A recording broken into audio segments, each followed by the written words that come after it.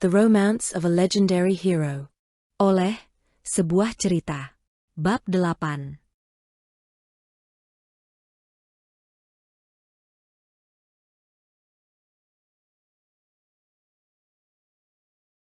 Kylie segera bangkit, berjalan menuju jalan kecil yang mengarah ke rumahnya, meninggalkan tempat persembunyian mereka. Mike hanya bisa menatap kepergiannya dengan perasaan bercampur aduk. Tubuhnya yang lemah karena luka dan kelelahan menghalanginya untuk berbuat banyak. Hari itu, seolah hidupnya runtuh. Terluka, melarikan diri, dan akhirnya diselamatkan oleh seorang gadis berusia 16 tahun. Dalam hati, Mike berjanji, jika takdir mengizinkannya bertahan, suatu hari nanti, dia akan melindungi gadis ini dari apapun. Mendekati tengah malam, Mike yang setengah sadar merasakan kehadiran Kylie mendekatinya. "Kak, aku akan menggendongmu ke rumah. Jangan bersuara, ayah dan ibu sudah tidur," bisiknya dengan suara lembut. Mike yang tak berdaya hanya mengangguk pasrah, saat Kylie dengan susah payah berusaha menarik tubuhnya. Dengan tenaga yang hampir habis, ia menggendong Mike masuk rumah dan menaiki tangga menuju kamarnya di lantai 2. Setelah membaringkan Mike di tempat tidur, Kylie bergegas menuju kamar mandi. Tak lama kemudian, ia kembali membawa handuk dan seember air hangat. "Kak, bersihkan luka-lukamu. Aku akan mengambil makanan untukmu," katanya lembut. "Terima kasih Kylie," jawab Mike lemah, suaranya serak. Namun, saat Kylie kembali, ia mendapati Mike sudah tertidur tanpa sempat membersihkan lukanya. Dengan hati-hati, Kylie merendam handuk di air hangat dan mulai membersihkan luka di wajah dan tangan Mike. Malam itu, Kylie tidur di lantai, beralaskan selimut seadanya. Pagi harinya, saat fajar menyingsing, Mike terbangun dan melihat Kylie tertidur di lantai. Perlahan, ia mengangkat tubuh gadis itu dan membaringkannya di tempat tidur. Di atas meja belajar, Mike melihat 2 potong sandwich dan sebotol air mineral yang disiapkan oleh Kylie untuknya. Ia berjalan menuju jendela, memandangi langit timur tempat matahari baru saja terbit. Dalam diam, ia merenungi semua yang terjadi, motif di balik penyerangan rumahnya, dan siapa dalang di balik semua ini. Kylie terbangun, dan melihat Mike berdiri di dekat jendela. Siluetnya tampak menakjubkan dalam cahaya matahari pagi. Dengan senyum kecil, ia mengambil ponsel dan diam-diam memotret pemandangan itu sebelum mendekatinya. "Kak," panggilnya pelan. Mike menoleh, tersenyum menatapnya. "Kylie, terima kasih telah menyelamatkanku." Kylie membalas dengan senyuman kecil. "Kenapa kau belum makan, Kak?" tanyanya sambil mengangkat alis. Mike terkejut. "Ah, aku lupa," keluhnya, buru-buru mengambil sandwich dari meja dan menggigitnya. Melihat tingkahnya, Kylie tertawa kecil. "Kak, hari ini aku bolos sekolah." "Hah? Kenapa?" tanya Mike penasaran. "Aku mau menemanimu sampai kau sehat," jawab Kylie polos. Mike menatapnya dengan heran, setengah sandwich masih menggantung di mulutnya. Kylie tertawa, melihat ekspresinya yang konyol. Setelah menelan makanannya, Mike berkata pelan, "Tapi nanti kau dimarahi ayah dan ibumu." Kylie tersenyum percaya diri. "Tenang saja. Tapi kau harus diam di kamar ini, jangan bersuara. Kalau sampai ketahuan aku menyembunyikan laki-laki di kamarku, aku bisa diusir dari rumah," katanya dengan wajah memerah. Mike hampir tersedak mendengar itu, buru-buru meminum air mineralnya. Tiba-tiba, pintu kamar diketuk. "Kylie," panggil suara seorang wanita paruh baya. Mereka berdua langsung membeku. Kylie buru-buru menarik Mike ke balik pintu, meletakkan jari di bibirnya sebagai isyarat agar diam. "Jangan bersuara, ibuku," bisiknya tegang. Mike mengangguk patuh, mengikuti isyarat Kylie. "Kylie." "Iya, Mam," jawab Kylie sambil mengacak rambutnya, berpura-pura baru bangun tidur. "Kau tidak sekolah?" Kylie membuka pintu sedikit, hanya menampakkan wajahnya. "Tidak, Mam," jawabnya dengan nada memelas. "Kenapa?" "Aku datang bulan, Mam," bisiknya pelan. "Oh, baiklah. Mama dan Papa akan pergi ke acara sampai sore nanti. Kau istirahat saja," kata ibunya sambil melangkah pergi. "Iya, Mam," jawab Kylie cepat, berharap ibunya segera pergi. Begitu pintu tertutup, Kylie bersandar pada pintu sambil mengelus dada lega. Melihat itu, Mike tak bisa menahan tawa. Dia tertawa sambil menutup mulutnya. Terdengar suara mobil meninggalkan rumah. Kylie mengintip dari jendela sambil tertawa kecil. Mike mendekat. "Kylie, kau bisa membantuku?" "Tentu, Kak." "Apa yang harus aku lakukan?" tanyanya dengan mata berbinar. "Aku butuh beberapa barang. Aku akan memberimu kartuku dan PIN-nya. Bisakah kau membelikannya untukku?" "Tentu, Kak. Tapi kau harus sarapan dulu. Aku akan membuatkanmu telur dadar," kata Kylie sambil bergegas ke dapur. Mike terharu dengan kebaikan dan ketulusan Kylie. Tak terasa, semakin besar rasa sayangnya pada gadis itu. Semakin kuat keinginan untuk melindunginya di masa depan. Siang harinya, Kylie kembali dengan ransel berisi pakaian dan perlengkapan untuk Mike. "Kak, tadi aku melewati rumahmu." Mike memandangnya penasaran. "Apa yang kau lihat?" "Banyak polisi, dan seluruh rumah dikelilingi garis polisi." Mike terdiam, berpikir. Sekarang semua orang pasti mencarinya. Jika dia muncul sekarang, itu mungkin malah memperburuk keadaan. Orang tuanya tidak berada di sini, dan dia tak bisa menghubungi mereka. Dia berusaha tenang, memulihkan dirinya. Malamnya, Mike meminta Kylie tidur di tempat tidurnya. "Lalu kau tidur di mana?" tanya Kylie bingung. "Tubuhku terlatih. Kau tidurlah," jawab Mike dengan tenang. Itulah kata-kata terakhir yang didengarnya dari Mike. Keesokan harinya, ia tak menemukan Mike lagi di kamarnya. Dia telah pergi dan menghilang. Dan malam ini, kalimat itulah yang membuat Kylie teringat pertemuannya dengan Mike 5 tahun yang lalu. Kylie mendesah dan menutup matanya. Pagi itu, Jessica datang ke rumah sakit dengan membawa sekeranjang buah. Perlahan ia membuka pintu kamar, memperhatikan keadaan di dalam. Kylie tertidur di sofa, Lila terlelap dengan infus di tangannya, dan Mike duduk bersila di sudut kamar. Matanya menatap ke arahnya. Jessica hampir terlonjak melihat Mike yang ternyata belum tidur semalaman. Ia meletakkan buah-buahan di atas meja, lalu berjalan mendekati Mike dan berbisik pelan. "Kak, tidurlah. Biar aku yang menjaga mereka," katanya lembut. Mike mengangguk. "Baik, kau jaga mereka. Aku akan pulang sebentar dan segera kembali." Selesai mandi, Mike mengenakan setelan biru tua, turun ke ruang latihan, menemui saudara-saudaranya. "Kak, bagaimana keadaan Lila?" tanya Fury. "Sudah membaik. Jessica sedang menjaga mereka. Aku mau kembali ke rumah sakit, kalian mau ikut?" "Ayo kita pergi bersama," jawab Fury. Mereka berangkat bersama menggunakan 2 mobil, sebuah Alphard dan Jeep, masing-masing dikemudikan oleh sopir. Sesampainya di ruang VIP rumah sakit, suasana langsung berubah menjadi ramai dengan kehadiran mereka. Kylie sibuk memotong buah di meja, sementara Jessica duduk memangku Lila sambil menyuapinya dengan penuh kelembutan. Kehangatan terasa menyelimuti ruangan itu, terutama karena Kylie dan Jessica tampak cepat akrab. Mungkin karena usia mereka yang sebaya. Lila sendiri terlihat nyaman berada di dekat Jessica, bahkan sesekali tersenyum ceria. Pukul 8 pagi, telepon Fury berdering. "Ya, Yvonne? Baik, aku akan menanyakan pada Kak Mike dan mengabarimu segera." Fury menutup telepon, lalu bertanya pada Mike. "Kak," Yvonne bertanya, "apa planning kita pagi ini?" "Tunggu sebentar," jawab Mike, lalu menghampiri Kylie dan mengajaknya menjauh dari keramaian. Mereka berbicara singkat, lalu Kylie mengangguk dan kembali mendekati Lila. Dengan lembut, ia berkata kepada Lila, "Lila, kau di sini bersama Kak Jessica tidak apa-apa kan?"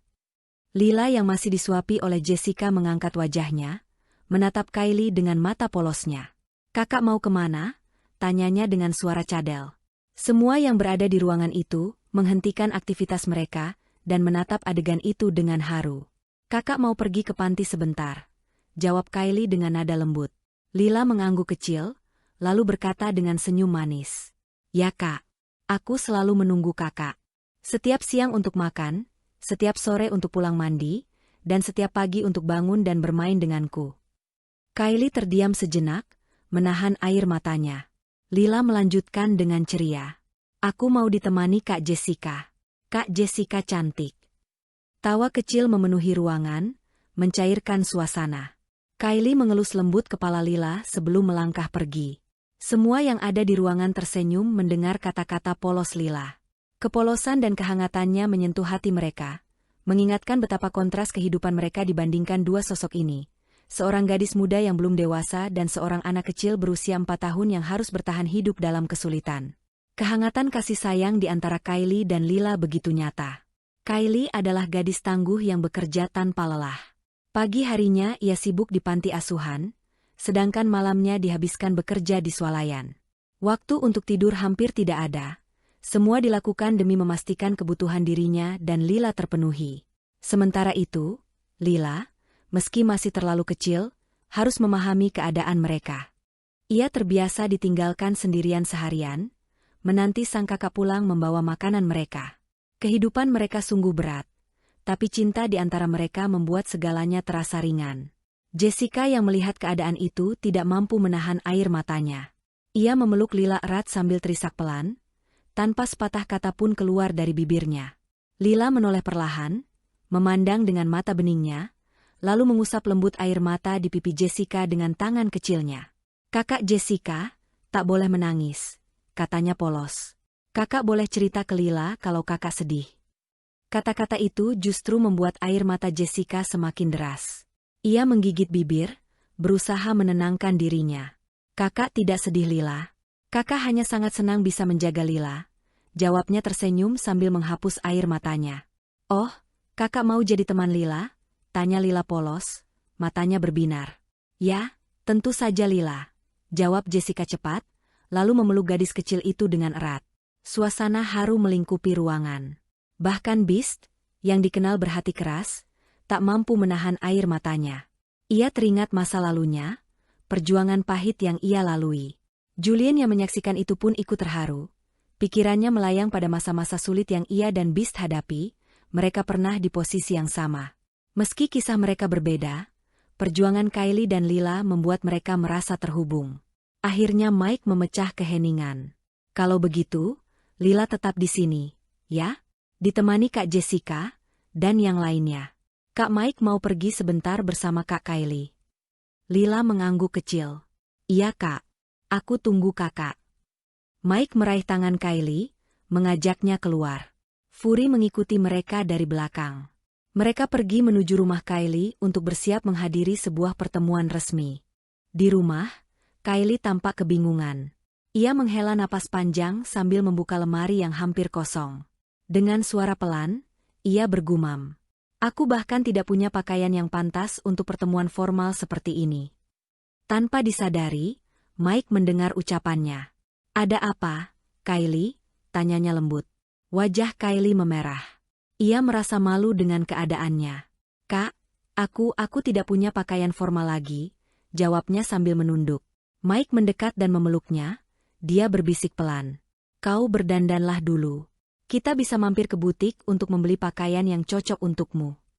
Air mata Kylie menetes. Dia mengangguk lemah. "Jangan menangis lagi, mulai sekarang aku akan selalu menjagamu." Kylie mengeratkan pelukannya lalu melepasnya dan tersenyum manis pada Mike. Sesampainya di butik, Mike dengan sabar membantu Kylie memilih beberapa setelan pakaian formal. Setelah mencoba beberapa, akhirnya Kylie memilih satu setelan profesional yang membuatnya tampak anggun dan percaya diri. "Ini cocok untukmu," kata Mike sambil tersenyum tipis. Kylie memandangnya sejenak, lalu mengangguk dengan sedikit ragu. Namun di matanya ada rasa terima kasih yang tulus. Mereka bersiap melanjutkan perjalanan ke pertemuan, meninggalkan sejenak dunia penuh perjuangan yang selama ini mereka jalani. Panti asuhan sahabat anak. Mike dan Kylie menuju ruang kepala panti. Kylie memandu Mike dengan langkah tenang. Sesampainya di sana, seorang wanita parubaya dengan wajah lembut menyambut mereka dengan senyuman hangat. "Ah Kylie, pagi ini kau terlihat sangat cantik. Ada yang bisa saya bantu?" tanyanya ramah. Kylie tersenyum kecil sebelum memperkenalkan mereka. "Kak, ini Nyonya Beatrix, kepala panti," katanya kepada Mike, lalu beralih pada Beatrix. "Dan ini Kak Michael Chen." Mike mengulurkan tangan. "Senang bertemu dengan Anda Nyonya Ye. Nama saya Michael Chen." Beatrix menyambut uluran tangan itu dengan sopan. "Senang bertemu dengan Anda juga Tuan Chen. Apa yang membawa Anda kemari?" Saya datang untuk membantu panti, jawab Mike dengan nada tenang. Beatrix mengerutkan kening, penasaran. Bantuan seperti apa yang Anda maksud Tuan Chen? Mike menjelaskan dengan tenang. Saya berencana mendirikan sebuah yayasan untuk menunjang operasional panti asuhan ini dan membantu anak-anak yatim di kota ini. Saya ingin Kylie menjadi ketua yayasannya. Untuk awal, saya bersedia menyuntikkan dana sebesar 10 juta dolar. Kata-kata itu membuat Kylie dan Beatrix terkejut. Beatrix menatap Mike dengan mata penuh kebingungan sekaligus harapan. Anda serius, Tuan Chen? Tanyanya, hampir tidak percaya. Mike mengangguk mantap. Ya, saya sangat serius. Saya akan memastikan yayasan ini terbentuk dalam 2 hari ke depan. Saya harap Nyonya Ye mendukung rencana ini. Mata Beatrix berkaca-kaca mendengar kabar luar biasa itu. Tentu, saya mendukung penuh, Tuan Chen. Terima kasih banyak. Katanya, suaranya bergetar.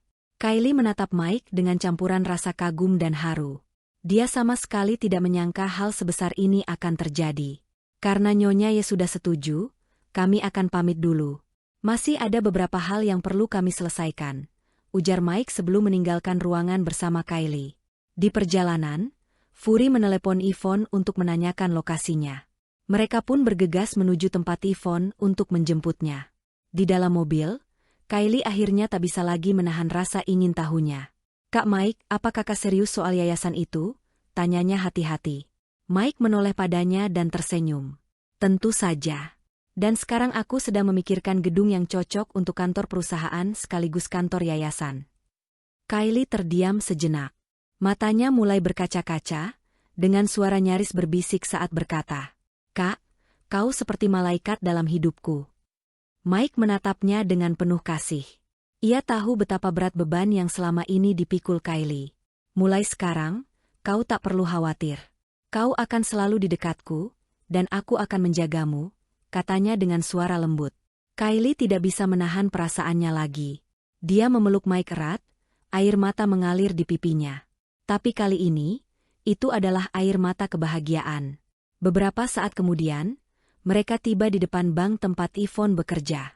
Ketika melihat mereka, Yvonne segera bergegas keluar dan masuk ke mobil. Mike memperkenalkan Kylie kepada Yvonne, dan keduanya saling bersalaman. Mike, aku sudah mengumpulkan daftar beberapa gedung yang dijual di sekitar pusat kota, ujar Yvonne sambil menyerahkan setumpuk dokumen kepada Mike. Mike memeriksa dokumen itu sekilas, lalu menyerahkannya kepada Fury. Kau lebih paham lokasi gedung-gedung ini. Periksa yang terdekat dari apartemen Blue Sky, dan beritahu aku, katanya. Fury menerima dokumen itu dan mulai memeriksanya dengan teliti. Sementara itu, Mike menoleh ke arah Yvonne. Bagaimana dengan pekerjaanmu? Apakah semuanya sudah selesai? Tanyanya. Sudah. Aku sudah mengajukan surat pengunduran diri ke kantor pusat. Sekarang sedang dalam proses, tinggal menunggu jawaban, jawab Yvonne. Baiklah. Kalau begitu, kita akan pergi melihat gedung-gedung ini. Bisakah kau mengatur pertemuan dengan pemiliknya? Tentu saja. Aku sudah menyimpan semua kontak mereka, jawab Yvonne dengan penuh keyakinan. Mike tersenyum puas. Kerjamu bagus Yvonne. Aku menyukainya. Oh ya, mulai sekarang, buka pendaftaran profesional untuk perusahaan kita. Lakukan dalam 5 hari ke depan dan siapkan juga surat-surat untuk pendirian yayasan, tambah Mike. Yayasan? Yayasan apa Mike?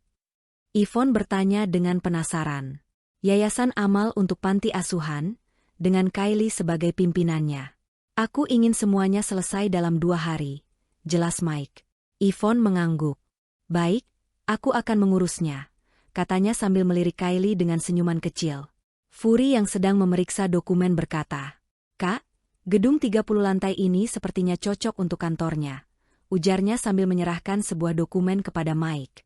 Mike memeriksanya sebentar, lalu menyerahkan dokumen itu kepada Yvonne. Hubungi pemiliknya. Jika dia ada di sana, buat janji ketemu sekarang, katanya. Yvonne segera menelepon seseorang. Setelah percakapan singkat, ia berkata, kita bisa bertemu dalam 30 menit di gedung itu, Mike. Baiklah, mari kita ke sana, jawab Mike. Di perjalanan, Yvonne kembali bertanya, Mike, sejak kemarin kita membicarakan perusahaan, tapi aku masih belum tahu kita akan bergerak di bidang apa. Mike tersenyum tipis. Rencananya, kita bergerak di bidang konstruksi. Setelah itu, tergantung keputusan presiden, jawabnya tenang. Apa nama perusahaannya? Apakah kau sudah memutuskan? Tanya Yvonne lagi. Sudah. Angel Pacific Builder. Tapi mungkin namanya akan berubah di kemudian hari, kata Mike. Sesampainya di lokasi, mereka turun dari mobil dan berjalan ke arah gedung. Gedung itu tampak megah dan modern, sempurna untuk kantor mereka. Fury, yang sangat mengenal lokasi-lokasi di daerah ini, memimpin mereka masuk ke lobi.